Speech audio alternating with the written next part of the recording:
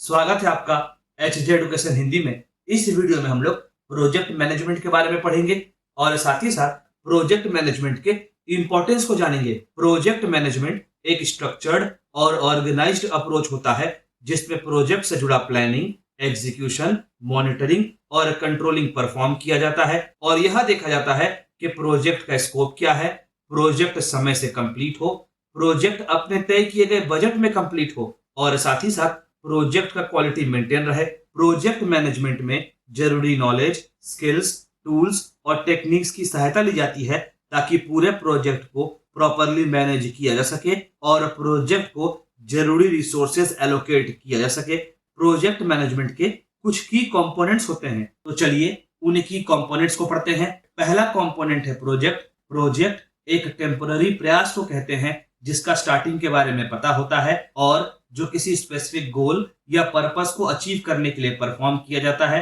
या किसी unique product को डिलीवर करने के लिए परफॉर्म किया जाता है। अगला कंपोनेंट है गोल्स या ऑब्जेक्टिव्स। गोल्स या ऑब्जेक्टिव्स उन क्लियर, मेजरेबल यानी जिसे मेजर किया जा सके, मापा जा सके नतीजे को कहेंगे जो यह बताता है कि प्रोजेक्ट को अचीव क्या करना है। अगला कंपोनेंट है स्टेक होल्डर्स। स्टेक होल्डर्स उन इंडिविजुअल्स, ग्रुप्स या ऑर्गेनाइजेशंस को कहेंगे जो कि प्रोजेक्ट के द्वारा इन्फ्लुएंस होते हैं या प्रभावित होते हैं।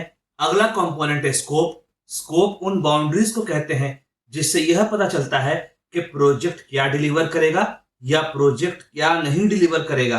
अगला कंपोनेंट है रिसोर्सेस। रिसोर्सेस लोग, इक्विपमेंट्स, मटेरियल्स या फंड्स को कहते हैं जिसकी सहायता से प्रोजेक्ट को कंप्लीट किया जाता है। अगला कंपोनेंट है शेड्यूल। शेड्यूल उस टाइमलाइन को दिखाता है जिसमें प्रोजेक्ट कंप्लीट होगा। अगला कंपोनेंट है बजट। प्रोजेक्ट को कंप्लीट करने के लिए एलोकेट किया गया फंड्स को बजट कहते हैं।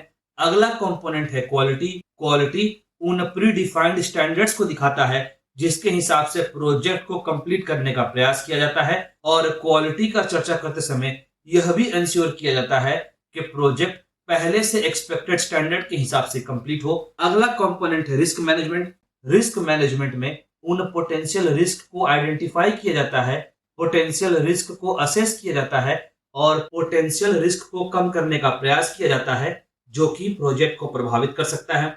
अगला कंपोनेंट है कम्युनिकेशन। इस कंपोनेंट के अंडर प्रोजेक्ट से जुड़े सारे स्टेक होल्डर्स के बीच में इफेक्टिव चैनल्स ऑफ कम्युनिकेशन को स्टैब्लिश किया जाता है ताकि सारे स्टेक होल्डर्स के बीच में इंफॉर्मेशन का फ्लो बना रहे। दिए गए समय, बजट और क्वालिटी में प्रोजेक्ट को कंप्लीट करने के लिए प्रोजेक्ट मैनेजमेंट बहुत इंपॉर्टेंट होता है।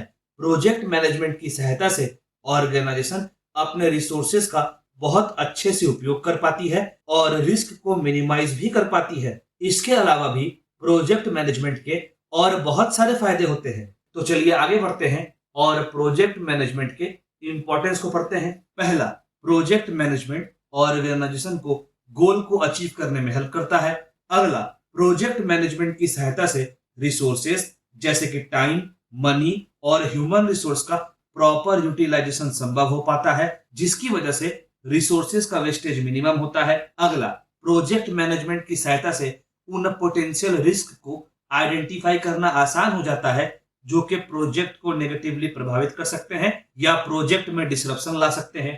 अगला, प्रोजेक्ट मैनेजमेंट की सहायता से पहले से तय किए गए क्वालिटी को मेंटेन करना आसान हो जाता है।